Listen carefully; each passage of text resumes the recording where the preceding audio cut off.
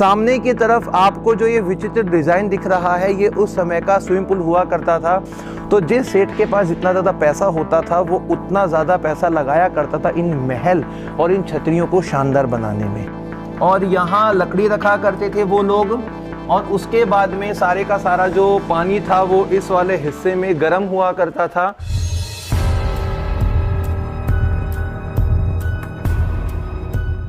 हम जब कभी भी अपने सफ़र की तरफ निकलते हैं तो हमें ना जाने कितने सारे ऐसे स्थान मिलते हैं जो अभी तक हम लोगों से अछूते रहे हैं। नमस्कार दोस्तों, मैं हूं विक्रम और आज मैं आप लोगों को राजस्थान के रामगढ़ शेखावटी में लेकर आ गया हूं। दोस्तों, इस स्थान पर ना जाने कितनी सारी ऐसी हवेलियां, छतरियां हैं जो सीधे तौर पर उन सेठों के इतिहास के साथ में जुड़ी हैं, जो बहुत ज़्यादा अमीर और संपन्न हुआ करते थे। और उन्हीं सेठों में से आज की ये वाली कहानी उस सेठ की है जो व्यापार में बहुत ज़्यादा धनी और बड़े थे, और उनके द्वारा अपने समय में बनाई गई थी एक बहुत शानदार हवेली और एक बहुत शानदार छतरी, जिसका नज़ारा आप लोगों को मेरे पीछे की तरफ दिखाई दे रहा है। दोस्तों, ये है केशव देव पोदार जी का महल, और इसका पूरे का पूरा जो स्ट्रक्चर है वो विदेशी संरचना पर इसीलिए बनाया गया है क्योंकि उन सेठों का बाहर के लोगों के साथ में काफ़ी ज़्यादा अच्छे रिलेशंस में ट्रांजैक्शंस होता रहता था। जब आप ध्यान से देखेंगे यहाँ पर तो आप लोगों को ऊपर चढ़ने की दोनों तरफ सीढ़ियाँ दिखाई देने वाली हैं, और इसी के साथ में बीच वाले हिस्से में देखिए किस प्रकार से सर्कुलर एक फोम बनाया हुआ है। ये उनके लिए बैठक के लिए हुआ करता था। सामने की तरफ जो कक्ष बनाए गए हैं, कमरे, उनके अंदर खिड़कियां हैं। बाकी काफ़ी जो हवेलियां हमने देखी हैं उनसे काफ़ी विचित्र इसका डिज़ाइन है, और इसके पूरे ऊपर वाले हिस्से का जो डिज़ाइन है वो सारे का सारा विदेशी पैटर्न को फॉलो कर रहा है। और इसी खासियत के साथ साथ में ये वाली जो पूरी की पूरी वीडियो है वो हमारी बहुत यूनिक होने वाली है, क्योंकि यहाँ पर हम लोगों को उन सेठों की कुछ ऐसी चीज़ें भी दिखाई देने वाली हैं जो आज से पहले हम लोगों ने कभी भी नहीं देखी थी, सिर्फ सुनी थी। इन सीढ़ियों से ऊपर आने के बाद में हम उस महल के अंदर वाले हिस्से में आ चुके हैं। यहाँ पर मैं आप लोगों को उसका थोड़ा नज़ारा दिखा देता हूँ। ये गेट हुआ करते थे अंदर जाने के लिए, यहाँ पर भी है, और ये उनका तिबारा होता था जहाँ पे वो लोग बैठा करते होंगे। इस तरफ से हम और अंदर की तरफ चलेंगे,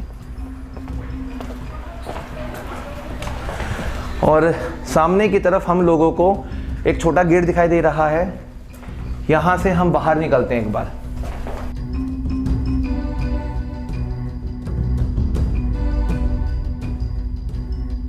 यहाँ आने के बाद में हम लोगों को सबसे पहले जो ये वाला हिस्सा दिखाई देगा, काफ़ी ज़्यादा ठंडा हिस्सा है ये वाला, और ये अलग डिज़ाइन पे, उधर वाला अलग डिज़ाइन पे बना हुआ था। अपनी नज़रें ऊपर की तरफ करें, इस वाले हिस्से को हम हवा पॉइंट कह सकते हैं, जहाँ पर वो लोग अपनी चारपाई वगैरह डालकर बैठा करते थे। और सबसे जो प्रमुख चीज़ है वो मैं आपको दिखाता हूँ। दोस्तों, यहाँ पर आइए आप लोग। सामने की तरफ आपको जो ये विचित्र डिज़ाइन दिख रहा है, ये उस समय का स्विमिंग पूल हुआ करता था, और ये नहाने के लिए उन सेठों का एक बहुत अच्छा स्थान था। जब आप इस छतरी की तरफ अपनी नज़र डालेंगे तो इस छतरी के इस वाले पिलर पर आप लोगों को इस पॉइंट पर काफ़ी विचित्र महीन डिज़ाइन दिखाई देने वाला है। उस समय की शैली दिखाई देने वाली है, जो भी हुआ करती थी वो आज आप लोगों के समक्ष पेश हो रही है। जब हम आगे की तरफ चलेंगे तो हमें इस दीवार पर यहाँ हरे राम, राम भगवान, श्री राम, श्री कृष्ण लिखा हुआ दिखाई देने वाला है।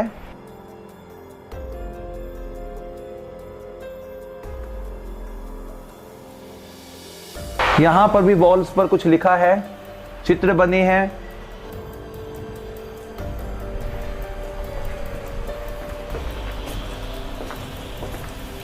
ये पूरे का पूरा सामने वाला जो एरिया है आज के समय में ये घास फूस में है, और आप लोगों को काफ़ी बड़ा सा एक बर्तन वहाँ दिखाई दे रहा होगा। वो प्रयोग में लाया जाता था पहले के समय में। गाय को दलिया उबाल कर दिया जाता था उनके खाने के लिए, वो वाला बर्तन है। यहाँ पर आप लोगों को इस प्रकार की जो ये जाली वाले छोटे छोटे गेट दिखाई देंगे, ये उस समय की पानी रखने के लिए स्थान हुआ करता था। और इधर हम लोगों को एक कक्ष कमरा दिखाई दे रहा है, बंद आज के समय में। यहाँ से भी ऊपर चढ़ने के लिए सीढ़ियाँ बनाई गई थी। इस पूरे के पूरे महल में चारों तरफ से सीढ़ियाँ हैं ऊपर आने के लिए। यहाँ पर भी पानी रखने के लिए बनाया गया था। ऊपर की दीवार देखिए कितने सुंदर रंग से भरी गई है,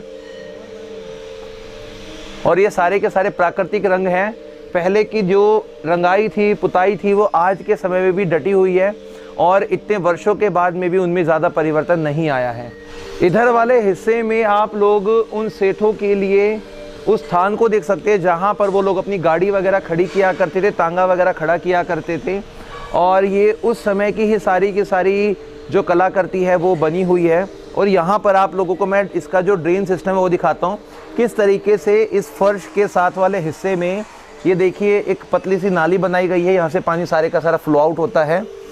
ये उस समय का कमरों के बाहर लगाई जाने वाली जालियाँ, और हर कमरे के अंदर कुछ ना कुछ यहाँ पर विशेषता बनाई गई थी जो उनके ज़्यादा संपन्न होने के स्टेटस को दिखाया करती थी।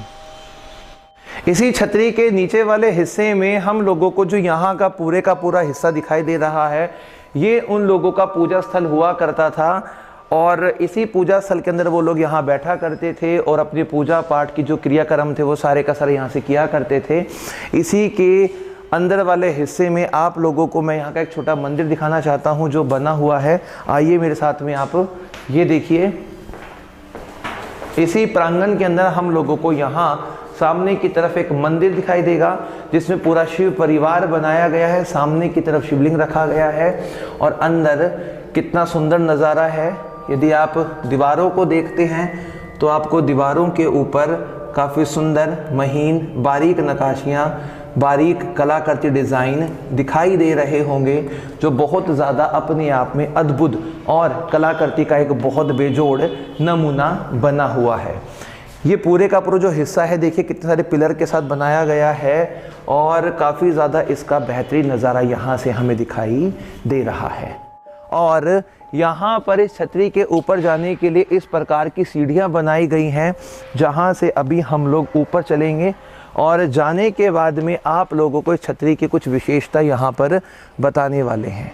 दोस्तों ये जो छतरी है और जो ये पूरे का पूरा महल है तकरीबन बताया जाता है 150 वर्ष पुराना है और उस समय यहाँ पर सेठों का अपना अधिकार हुआ करता था। सेठों का यहाँ पे बहुत बड़ा व्यापार होता था, तो जिस सेठ के पास जितना ज़्यादा पैसा होता था वो उतना ज़्यादा पैसा लगाया करता था इन महल और इन छतरियों को शानदार बनाने में, क्योंकि यही उन लोगों का एक स्टेटस सिंबल हुआ करता था। और इसी वजह से आज के समय में ये वाली जो छतरियाँ हैं, ये वाले जो महल हैं, इनको देखने के लिए देश विदेश के लोग न जाने कितनी बार यहाँ पर आने की कोशिश करते हैं।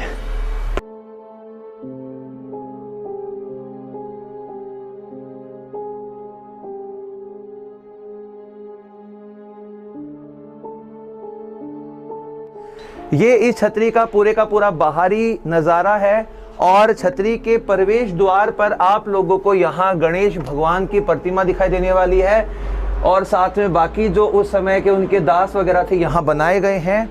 और ये जो पूरा सफ़ेद वाला हिस्सा है ये बनाया जाता था उस समय कोडी, सीप और मोती की पिसाई करके लेप बनाते थे, उसको लगाते थे यहाँ पे। अंदर आइए, सामने का नज़ारा देखिए कितना ज़्यादा बेहतरीन नज़ारा है। और मैं आप लोगों को इस छतरी का पूरा हिस्सा दिखाना चाहता हूँ। यहाँ से आप अपनी नज़रें इस छतरी की तरफ लेकर जाइए। जिस भी हिस्से में आप देखेंगे आपको इस छतरी का एक अद्भुत, एक विचित्र डिज़ाइन दिखाई देने वाला है और वो डिज़ाइन इस छतरी को बहुत ज़्यादा यूनिक और विचित्र बनाता है। चलिए हम थोड़ा यहाँ पर इन छतरी के अंदर चलते हैं और जाने के बाद में इनका एक बारीकी के साथ में चित्रण पेश करते हैं। ये एक कॉर्नर में छतरी बनी हुई है जो ऑक्टागोनल फॉर्म पे है। इसका बाहरी नज़ारा आप लोगों के समक्ष है। अंदर का देखते हैं इसके हम कि किस तरीके से इसको बनाया गया है। ये पूरी की पूरी अंदर से वाइट है और जो भी नज़ारा आज हमें यहाँ पेश हो रहा है वो बहुत ज़्यादा अच्छा है। इसी के साथ में ये राजपुताना शैली के ऊपर बनाए गए ये वाले छोटे खंभे हैं ये, और ये पूरे का पूरा जो स्ट्रक्चर है ये सारे का सारा राजपूताना शैली से बनाया गया था। इस पूरी छतरी के अंदर जो ये वाला हिस्सा है, ये इस प्रकार के 20 पिलर के ऊपर बनाया गया है और इन्हीं 20 पिलर में से अंदर का जो हिस्सा है ये 16 पिलर के ऊपर खड़ा किया गया है। दोस्तों, मैं आप लोगों को इसकी इस छत का चित्रण पेश करने वाला हूं और आप इसको ध्यानपूर्वक देखिएगा कि हर हिस्से में जो भी चित्र आपको दिखाई दे रहे हैं कृष्ण भगवान की रास लीला, और इसी के साथ साथ में दीवारों पर कितनी बारीक तरीके से ये सारे का सारा काम किया गया था, वो आप लोगों के समक्ष आज पेश हो रहा है। ये बिल्कुल ऊपर वाला हिस्सा जिसमें रंग बिरंगे नीले और हरे रंग को यहाँ पर चटक के साथ में बनाया गया है, और हर तरीके से यदि हम बात करते हैं इस वाले हिस्से में देखिए आप इन चिड़िया को कितने ज़्यादा सफाई के साथ में यहाँ पेश किया गया था, बनाया गया था। और एक अंतिम पॉइंट, हाथियों का उस समय बहुत ज़्यादा प्रचलन था, क्योंकि जब कभी भी लड़ाइयाँ होती थी तो वहाँ पर हाथी और घोड़े ज़्यादा प्रयोग में आते थे, जिसको यहाँ पर देखिए किस तरीके से पेश किया गया है, मैं आपको दिखाता हूँ।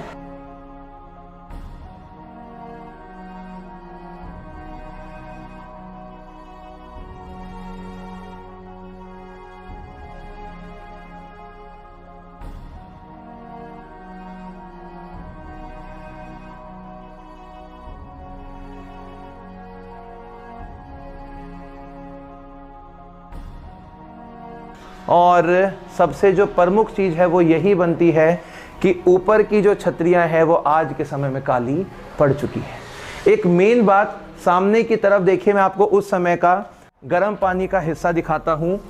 ये पूरी की पूरी जो टंकी यहाँ रखी हुई है, ये पानी यहाँ पे स्टोर होता था, और इसी के जो नीचे वाला पत्थर आपको दिख रहा है ये उस समय की चिमनी है। यहाँ पर आप लोगों को मैं इस चिमनी का हिस्सा दिखाता हूँ। ये देखिए यहाँ पर ये होल बना हुआ है और यहाँ लकड़ी रखा करते थे वो लोग, और उसके बाद में सारे का सारा जो पानी था वो इस वाले हिस्से में गर्म हुआ करता था, और इस पाइप सिस्टम के माध्यम से वो पानी नीचे की तरफ इस्तेमाल में आता था। तो हम लोग इन सभी चीज़ों से समझ सकते हैं कि वो जो सेठ थे वो कितने ज़्यादा अपने शौक को पूरा करने के लिए अपनी हर छोटी बड़ी ज़रूरतों को ध्यान में रखते थे। इस छत के ऊपर जो आपको दो ये वाले पॉइंट दिखाई दे रहे हैं, ये उस समय की चिमनी है। देखिए आप किस प्रकार से चूना पत्थर की मदद से बिल्कुल गोल डिज़ाइन इसको दिया गया है। नीचे वाले हिस्से में शायद मेरे से रसोई रही होगी, या फिर हवन वगैरह का जो सामान था, जब हवन होता था वहाँ से जो धुआं निकलता था उसके आउटिंग का पॉइंट रहा होगा। तो इससे हम समझ सकते हैं कि ये सारी की सारी चीज़ें आज से पहले कितनी ज़्यादा एडवांस तरीके से बनाई गई थी।